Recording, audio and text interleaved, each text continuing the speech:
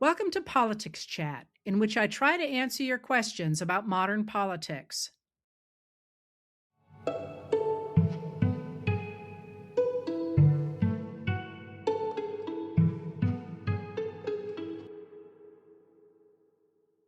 Today we're going to get down to it because I spent the day doing a 4-year retrospective of Russia's invasion of Ukraine. And that is very important work, but it's the kind of work when you write, I always think of it sort of as just grinding it out because, there's not a lot of stuff there that's going to change what anybody thinks about what happened and what is happening.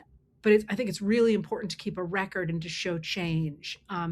So I wanted to do that. But for me, it's much more fun to write when there's kind of a challenge. Like, how do you take 57 different things and put them into a story? That to me is fun. That's one of the reasons that, I'm pretty decent at doing these letters, is because I like doing them. I like the challenge of it. To me, it's like Sudoku, but with words, right?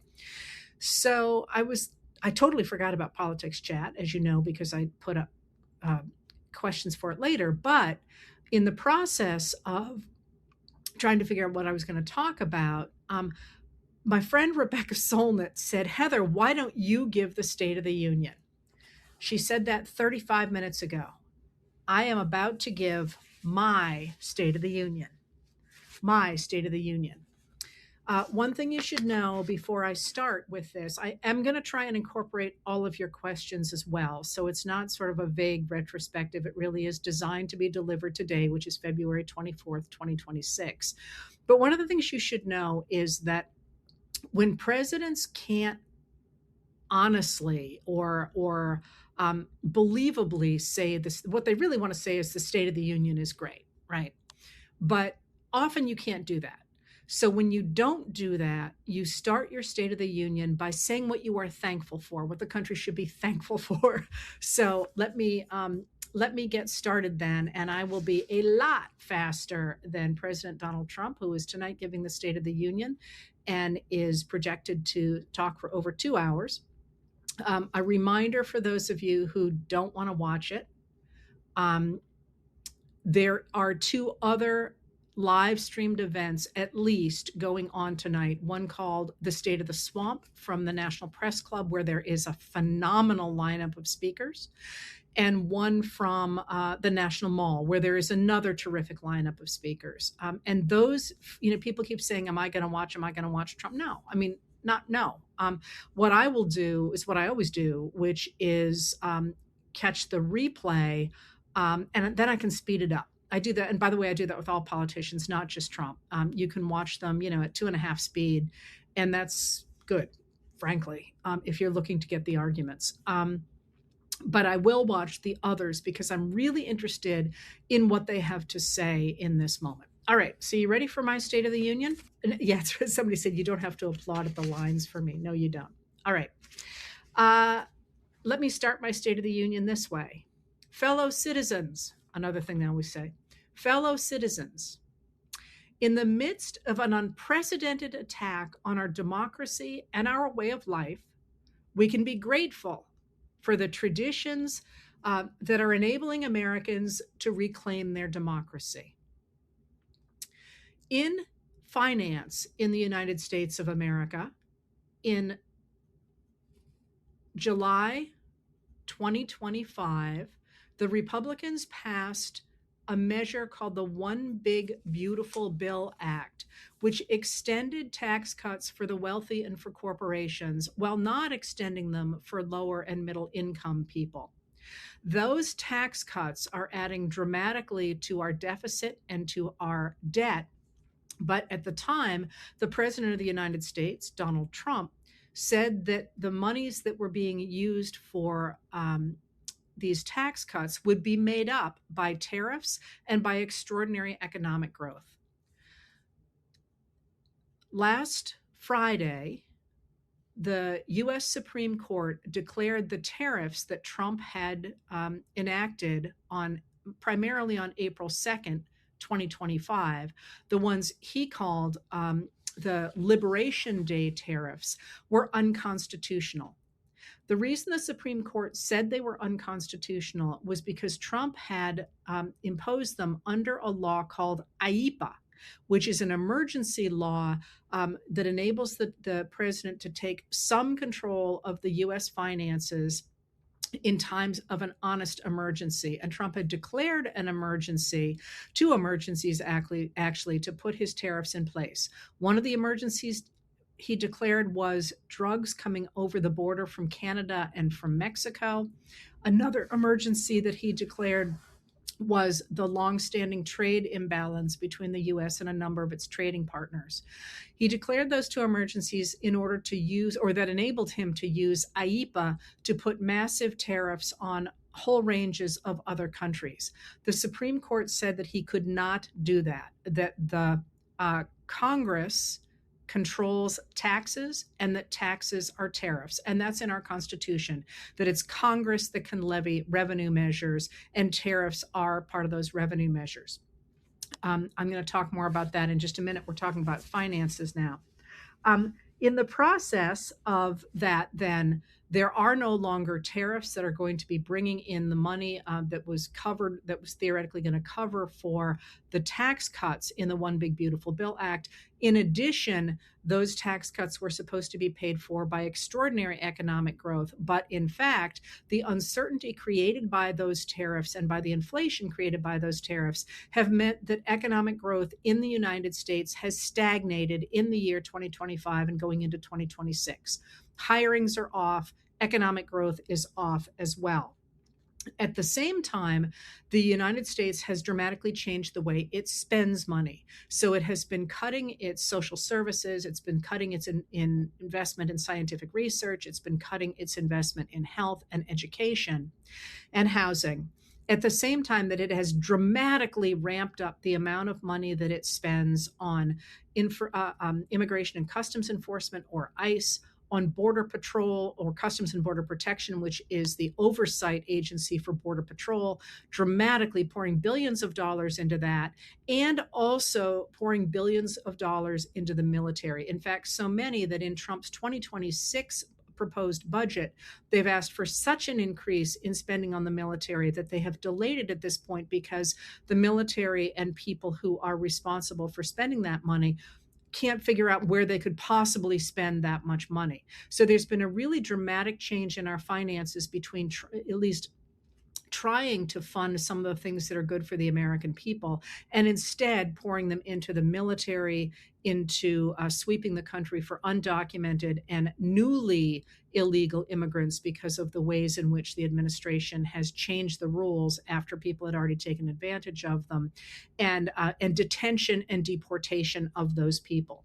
So many people, I am one of them actually, are concerned about the financial situation in the United States as both our deficit and our debt are increasing dramatically at the same time that we are slashing funding for the programs that Americans want and need and pouring money into things like ICE and Border Patrol. In foreign affairs, the position of the United States in foreign affairs has changed dramatically in the last year. First of all, the way that the United States has stood with regard to Ukraine and Russia has changed very dramatically. Since the 1994 Budapest Memorandum, when Ukraine gave up the nuclear weapons that were stockpiled in its country by the Soviet Union, and the UK, the United States, and Russia all promised to honor Ukraine's sovereignty, the United States has always stood in a bipartisan fashion behind Ukraine. When Russia broke that Budapest agreement in 2014 and invaded Ukraine, the United States stood behind Ukraine to resist that invasion and then occupation by Russia. When Russia invaded again 4 years ago today in 2022, the United States under President Joe Biden and Secretary of State Antony Blinken were instrumental in pulling the U.S. allies, partners, the European Union, NATO together to resist Russian advances into Ukraine. They did so by creating a coalition of the willing that would aid Ukraine both with military supplies and with humanitarian financial aid. They did so by coordinating that aid to Ukraine. And they did so very crucially by imposing sanctions on Russia and by cutting Russia out of the SWIFT system, the SWIFT banking system. The SWIFT banking system is a system that comes out of Belgium that enables countries to transfer money across boundaries easily and safely. By cutting 7 major Russian banks out of the SWIFT system, that coalition really hampered Russia's ability to fund the war and to support their economy. 3 years into that war, by the end of 2025, it looked as though Russia had not been able to make the lightning strike that it had planned to, but it also was stuck in a stalemate. It looked as if its economy was collapsing. It was not going to have the number of men that it would need to continue to fight the war. And in fact, it is now importing people from other countries to put them in the front lines. But the only thing that might be able to make the Russia survive and continue to grab land from Ukraine would be if Europe gave up or the United States under Donald Trump supported Russia. As soon as he took office, actually even before he took office, Trump's administration began to work more closely with Russia than it did with Ukraine. So even before Trump took office in December of 2024, Trump's Middle East envoy, Steve Witkoff, was already talking to Vladimir Putin about Ukraine and about going forward and what that would look like in Ukraine, cutting out the seasoned diplomats. Witkoff was a businessman a billionaire who doesn't even speak Russian. But beginning, as I say, back in December, according to a slew of writers from the Wall Street Journal, Witkoff was already talking with Putin. He traveled to Russia in February of 2025 and came back to the United States on February 11th of 2025. And the next day, Trump had an hour-long phone call with Vladimir Putin. 2 days later, on February 14th, 2025, Donald Trump and Vice President J.D. Vance ambushed Ukraine President Volodymyr Zelensky in the Oval Office of the White House with Russian media present, telling him he was ungrateful for the help that he had gotten from the U.S. in the war and making it clear that they were trying to force him to accept a deal with Russia that would give Russia all the land that it had occupied in its initial lightning strike. Zelensky did not agree to that. You may remember Trump ended up screaming and sort of ranting and then walking out of the room saying that would be great on television and then asking Zelensky to leave. On the heels of that was February 14th. On the heels of that, J.D. Vance gave a speech at the Munich Security Conference in February of 2025, in which he told Europe that it was destroying itself and that the United States was standing against what he considered the degradation of European society because it permitted immigrants to come into those countries. This is part of the United States embracing white nationalism, embracing the great replacement theory, the idea that if people of color come from India or Africa into European or American countries, they will pollute them, they will destroy that society. He made it clear that the United States was not going to continue to stand against Russia. He never mentioned Russia or China as a threat. And he insisted that Europe must get its act together.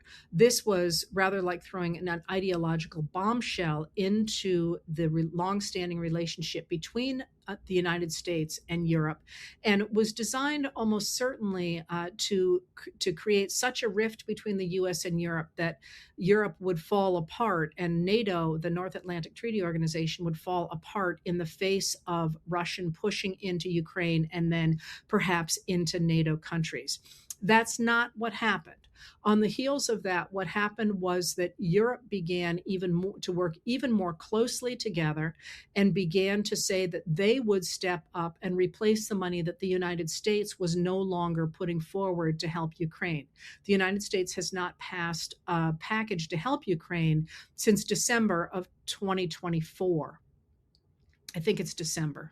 Sorry, this is off the top of my head. Since 2024. Um, the Europe has taken over and is for the United States what the United States was doing previously, and is providing that material assistance.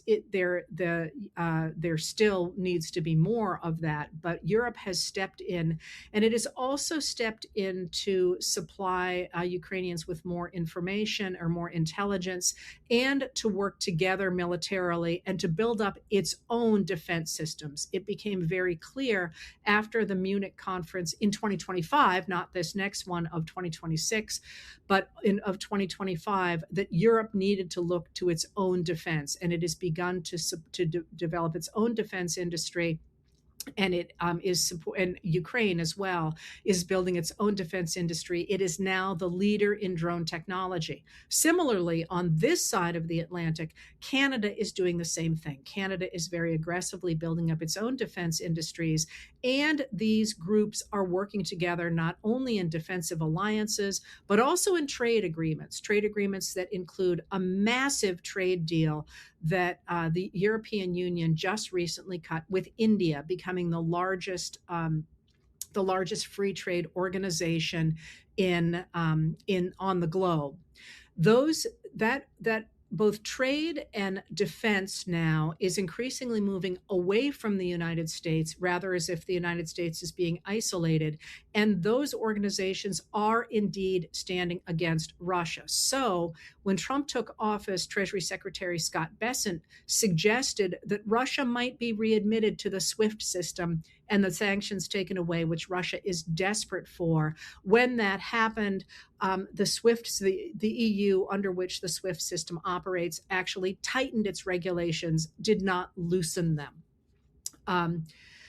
In this reworking of the relationship of Europe and the United States around Ukraine, there has also been a worldwide change in terms of the way foreign affairs work, with the United States suggesting that it might not backstop the North Atlantic Treaty Organization, which has managed to create a system in which countries could negotiate their differences and to prevent world war since World War II, since 1945.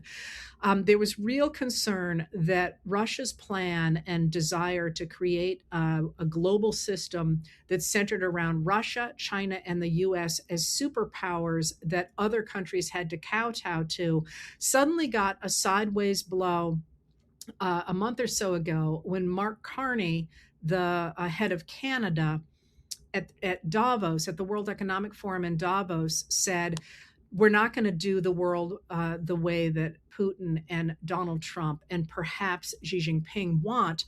We are going instead, as middle countries, to work on a system that he called variable geometry, that echoed that of the original European Union idea. That idea of variable geometry simply said that the middle countries would work to create sort of ad hoc committees to deal with issues that they cared about. So that if you cared about the fentanyl crisis, for example, you would work all together in that group to try and solve that crisis. If you cared about trade, you would do it with a different group of people. That's actually based on an idea that was put forward and implemented by President Joe Biden and Secretary of State Antony Blinken that got almost no coverage, although their focus was on the United States being central to the diplomacy of that variable geometry. They called it diplomatic variable geometry. Carney has said, we will cut the United States, Russia, and other countries out of being the major parties in that variable geometry, and this will be run by the middle countries. That's a huge difference in foreign policy. Part of that change for the United States is that Donald Trump, as president, has used the tariffs that are now illegal or that the Supreme Court has acknowledged are illegal, to pressure other countries and other companies to enrich himself. It has been a personalized foreign policy that led to extraordinary corruption. That extraordinary corruption did things, for example, like had the man who operates one of the United Arab Emirates' largest sovereign wealth funds investing $500 million into the Trump family and the Witkoff family's World Liberty Financial cryptocurrency company a few days before Trump took office, thereby putting $187 million directly into the accounts of the Trump family and at least $31 million directly into the accounts of the Kushner family. We saw how that played out yesterday when Reuters had an exclusive report that the Chinese are producing deep-seek AI technology with the most advanced Nvidia chips. What is the connection between those two things?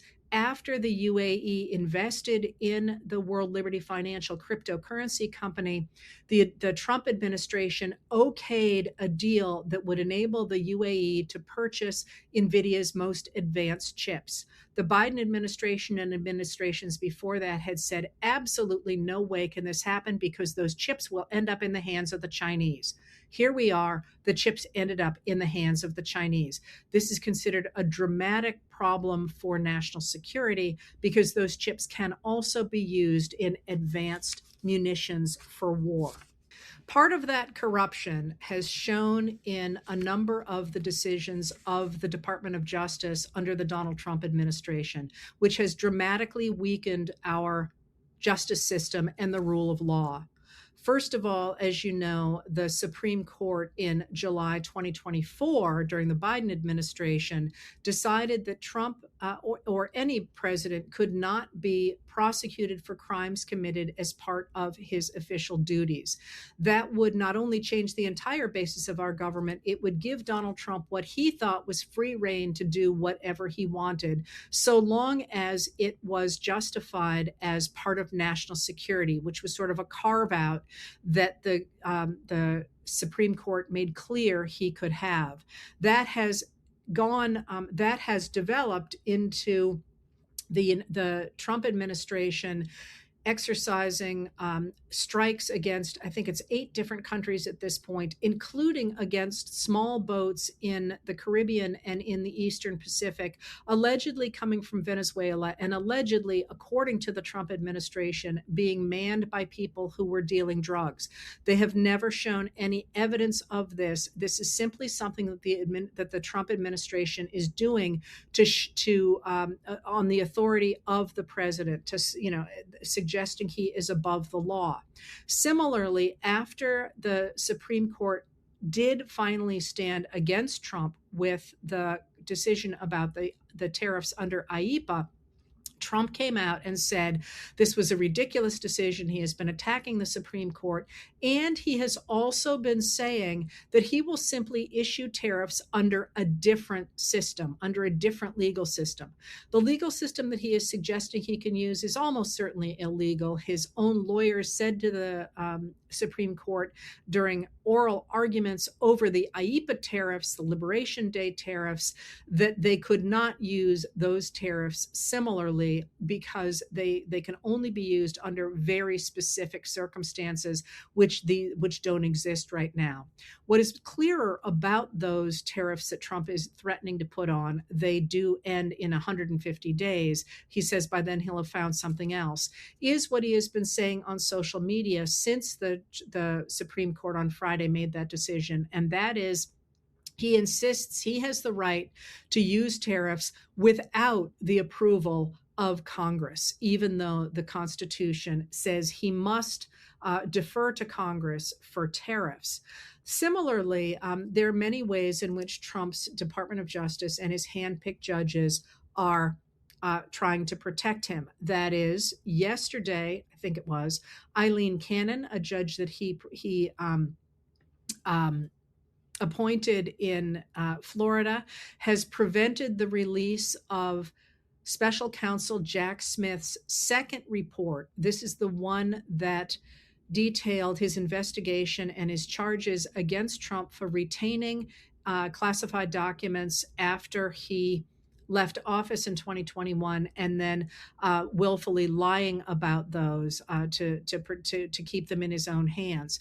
It is standard procedure for special counsel reports to be made public. Canada has gone out of her way to hide that report and to hide it from the American public, which raises the question of what might be in it. Many people thought there would not be anything spectacular or unexpected in that second report. The more she hides this, the more people are thinking there may be something there.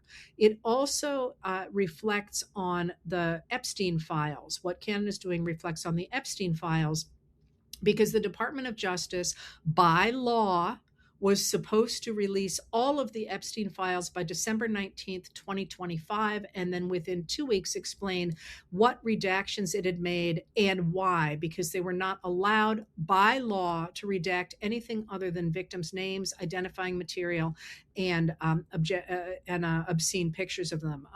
Sexually compromising pictures of them. Instead, what the Department of Justice has done is it's dragged its feet about the release of those files, releasing probably about half of them, possibly significantly less than that. We don't know, because we don't know how many there are. But just this morning, NPR, and unfortunately I can't remember the name of the author, sorry, released a report, an investigation report, saying that the Department of Justice has illegally withheld 53 pages of information from a witness and a survivor who maintained that Trump raped her when she was 13 years old. There are many accusations in those files that may or may not be true. In this case, the FBI thought her information was credible enough that they interviewed her 4 times, and that material has 52 pages of it has not been put forward. At the same time, NPR also revealed, I'm going to go with Scott Fowler for that author, although I may be wrong. The NPR also revealed that the administration had put up and then taken down from public releases information in which people had implicated Jeffrey Epstein, the convicted sex offender, and mentioned Trump at the same time. Those files have all been taken down. That is a report that suggests the Department of Justice has directly broken the law, and the law is the Epstein Files Transparency Act, passed by Congress with a unanimous except one vote on November 19th to force the release of all those files by December 14th. People have, that's a different list. Okay. What does this mean? This means that the United States has been falling off as a democracy. Those organizations that follow the health of democracies have downgraded the United States for a while now, but dramatically since Trump took office in January 2025. It has most dramatically fallen off in its respect for the rule of law, and that took place as soon as Trump was elected, but certainly as soon as he took office, when the administration, with the Department of Government Efficiency, an extra legal body, began to refuse to spend money that Congress had appropriated. That sounds like it's in the weeds, but it's really not, because Congress is the only body in our system that has the power to appropriate money and decide how it is spent. Once it is done so, the president and the executive branch have no role at all except to do what Congress says. That's in the Constitution, but even for those people who needed more of a reminder, Congress reasserted that in 1974 with the Impoundment Control Act. Nonetheless, the Department of Department of Government Efficiency began to pull back on that material, on that impoundment, on that money, and to do whatever they wished with that. You can also see the destruction of the rule of law with the extraordinary position in which the United States finds itself with federal agents from the Immigration and Customs Enforcement and from Border Patrol primarily, but from other agencies as well, sweeping into American cities, suburbs, and now rural areas, theoretically in their quest for undocumented immigrants, those people that the administration calls the worst of the worst, criminals that Trump has called rapists and murderers, although it has turned out that by their own count, the administration has been arresting people, only 14% of whom have criminal convictions or criminal charges. That's not convictions, that's charges. And less than 2% have convictions or charges of violent crimes like murder, like homicide, I guess it's called, and like rape. So they have swept into our towns, our cities, and are rounding up people of color, largely brown people and Black people, and under a new policy, rather than letting them be released under bond until their case comes before a court, they have started a new policy, probably an unconstitutional policy, that says they must remain incarcerated. So incarceration rates have gone through the roof in facilities designed for much fewer people. And they are there are many reports of maltreatment in what amount to concentration camps, and of actually people dying in them as well. But at the same time that the real hammer has fallen on people of color, this is clearly on the administration's part an attempt to send federal agents into suburbs, into areas where white people live as well, and make them agree to whatever it is that the administration says it wants to do. And you can see this from the films that the Department of Homeland Security under Kristi Noem and under her advisor Corey Lewandowski have been putting up. You can also see it under the constant refrain of the administration that if you do not support what ICE, which is now becoming the umbrella term for all federal agents engaged in rounding up immigrants, if you don't agree with what ICE is doing, that you are a traitor, that you are somebody who is attacking the United States, that you are committing domestic terrorism, which is something that Trump has said in an executive order, that if in any way you want to impede the United States from doing these things, you are engaging in domestic terrorism, a great expansion of that field. You can also see it in the degree to which the administration is taking on free speech in the United States, trying to silence its critics, like comics, like Jimmy Kimmel, trying to silence what people can say on late night talk shows, for example, and more recently, suggesting that if newspaper, for example, has a tagline that says something like "Democracy dies in darkness." I deliberately picked that one. That is advertising, and that if you don't then do that by including conservative voices or by putting right-wing pro-administration voices in your paper, you are committing fraud. That is a wild expansion of that idea that normally is used to protect consumers from false advertising, but it's one that they are trying to exercise against people who are criticizing the administration, obviously, not against people like the Fox News channel.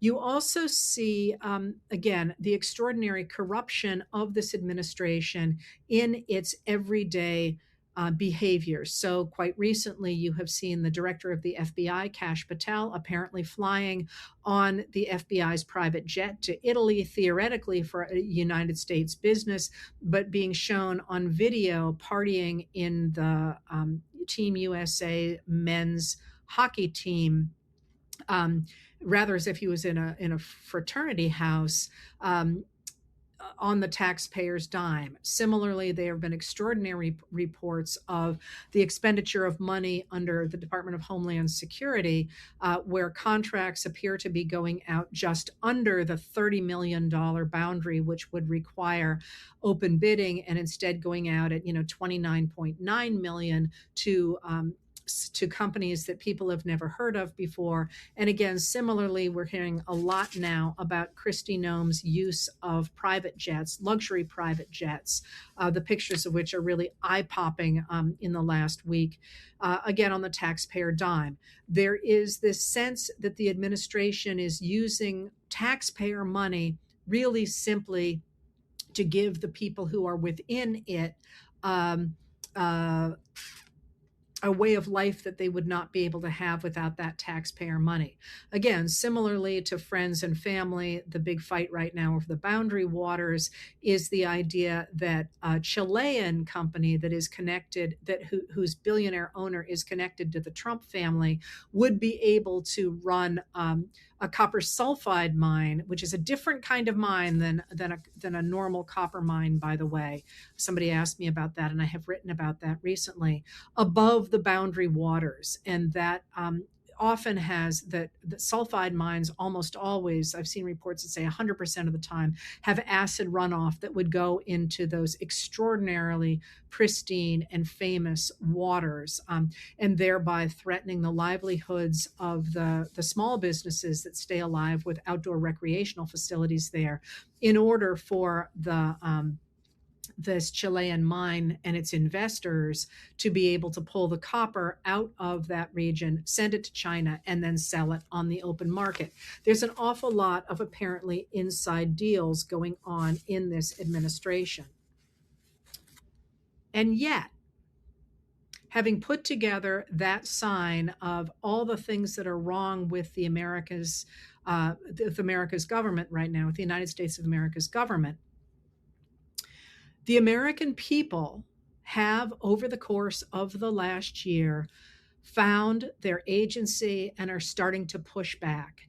And with them are institutions that are finding their feet after the initial onslaught of the Trump administration. So, for example, the juggernaut of the Department of Government Efficiency operated primarily in secret, if you remember. There was even somebody on social media who made her whole handle about who actually runs the Department of Government Efficiency, because the administration kept refusing to let anyone know that, in part because they were quite demonstrably operating outside American law. They refused to be answerable to American law by doing things like letting anyone know who could be sued. One of the reasons that ICE agents cover their faces is that when they commit violence, whom do you charge? Because their faces are covered. Similarly, the Department of Justice tried to make it very, very hard for anyone to know who was doing what and what those people were doing. The American courts have, in fact, continued to hold the Department of Justice accountable for what it did, and just recently have uncovered more and more of those records, and are requiring Elon Musk to testify in some of the cases against the Department of Government Efficiency. The courts are standing behind the law and are really trying to make the law hold, the lower courts primarily. And the American people are forcing that through lawsuits, and through the journalists are forcing it through their required release of information under FOIA, under the Release of Information Act. So the American people are doing that. At the same time, the courts are requiring the administration again and again to say who did things like sign deportation orders, who ordered planes to take off when the courts had told them not to. The courts really are forcing the administration to answer to the rule of law. That is not something that's necessarily getting a lot of attention, but they really are holding at the lower levels. And that is not just justices who have been appointed by Democratic presidents, but also by Republicans. And even those appointed by Trump have often stood against the administration's extra-constitutional behavior. But the American people have also stood up to federal agents from ICE and the and Border Patrol, and they've done so very dramatically in Minneapolis, but don't forget Portland, and don't forget LA, and don't forget Chicago, and don't forget New York, and don't forget Maine, and Nashville, and all the many places where Americans stood up against the federal agents and stood up for their neighbors. And they did so across gender lines, and they did so across race lines, and they did so across class lines, and they did so across religious lines, and they did so across age lines. This has really, really, really mattered for the health of our democracy. And this comes from two places. It comes from the extraordinary pushback to Tesla. It comes from and Target. It comes from the extraordinary pushback to Trump's to Trump's attempt to you remember the hands-off rally of last April, his attempt to attack our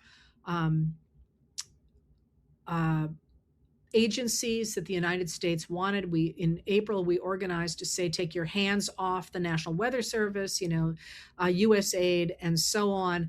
But by June 14th, when Trump made a march in favor of the U.S. Army appear to be his a military parade for himself, you got the birth of No Kings and the idea of No Kings rallies.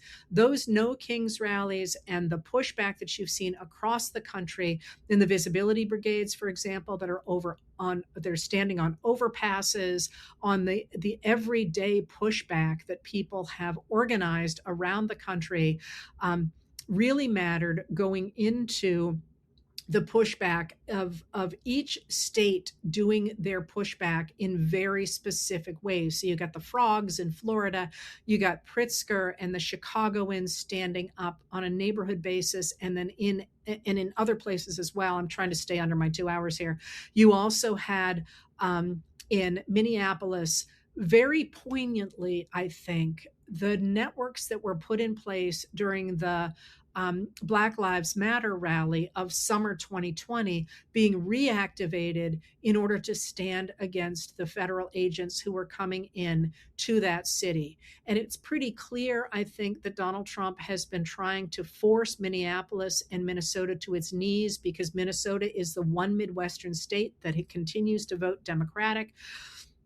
He has gone out of his way to say that, in fact, Minnesota has voted for him in the last 3 presidential elections. That is a lie. It has voted for the Democrat in the last 3 presidential elections. And as such, Trump is really, really working to hurt Minnesota through the boundary waters, through his attacks on farming in the state, which I'll talk about not today, but later, and with his attacks on Minneapolis, St. Paul, and the areas around it.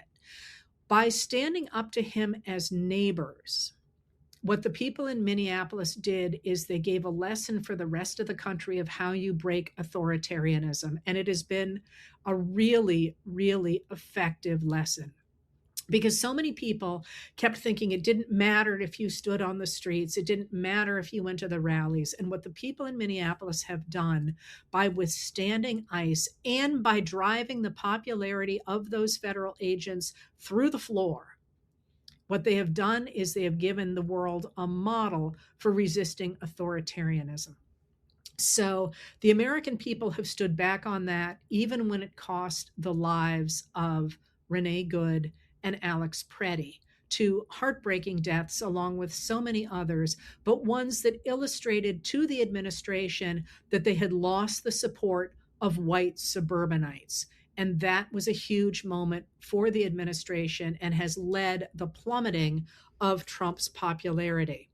The other thing that the American people pushing back has shown to the world and to American democracy is that democracy begins at home. It begins in your towns. It begins in your neighborhood. It even begins in your house.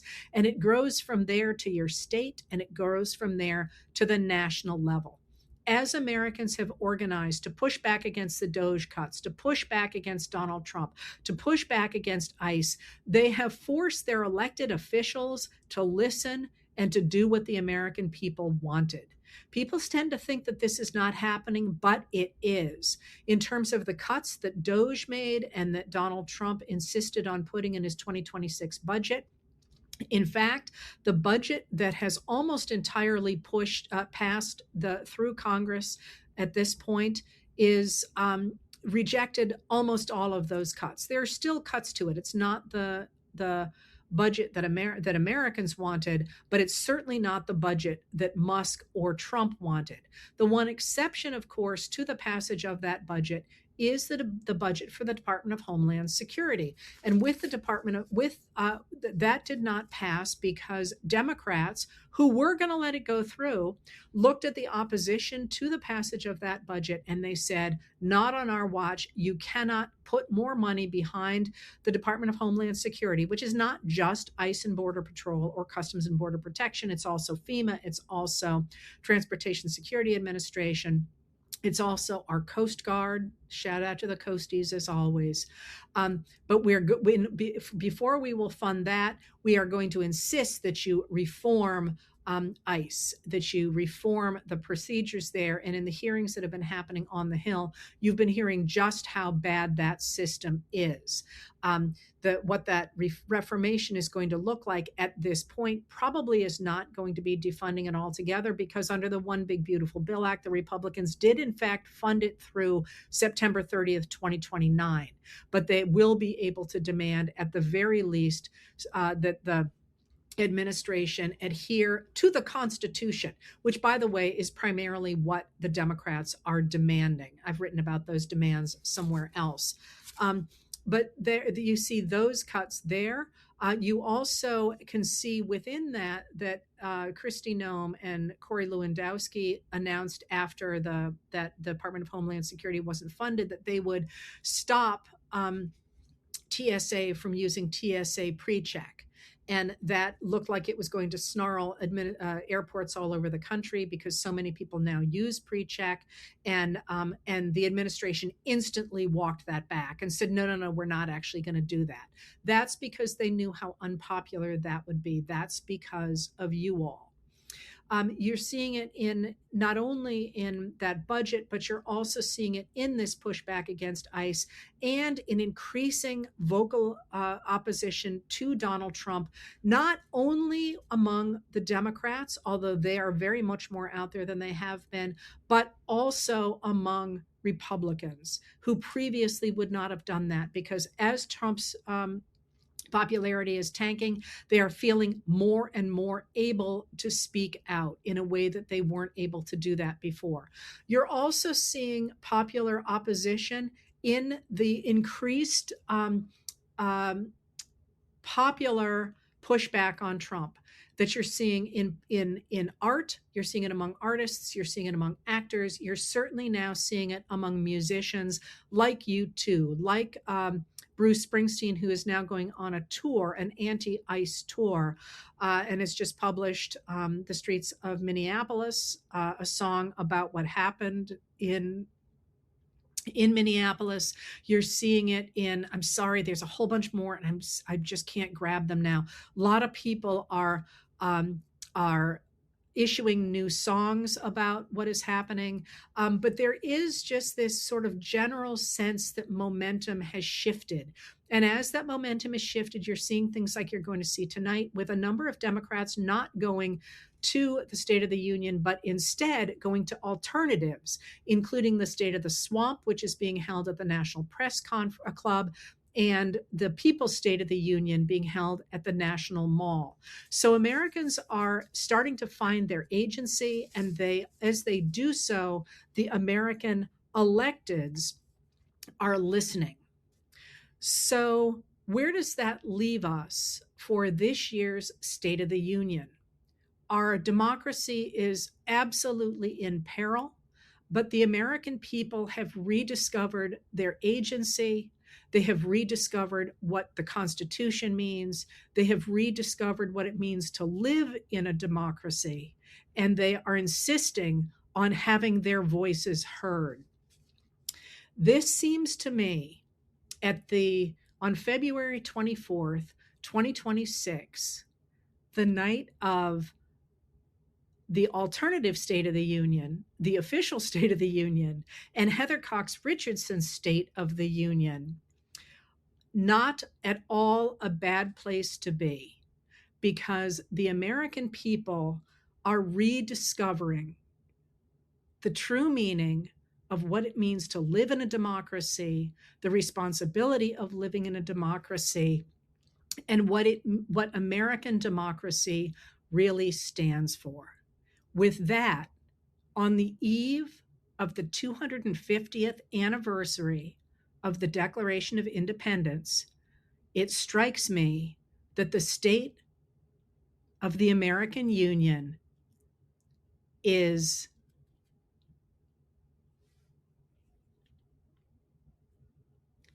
improving.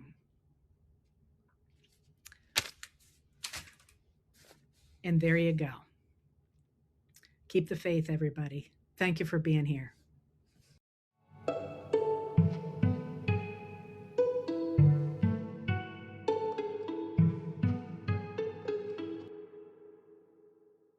If you'd like to tune in live, I record these chats on Tuesday and Thursday at 6 p.m. Maine time on both my YouTube channel and my Facebook page. If you want to hear more from me, I write Letters from an American every night. It's available on Substack and on Facebook, and the audio version of the nightly letter is available the following day wherever you get your podcasts. And finally, on Saturday mornings, I talk with Dr. Joanne Freeman, the historian of the early republic, professor, and dear friend about history and politics. We call our talks What the Heck Just Happened, and you can find them on YouTube. Politics Chat is produced by Lauren Westfall, music by Andrea Von Kampen.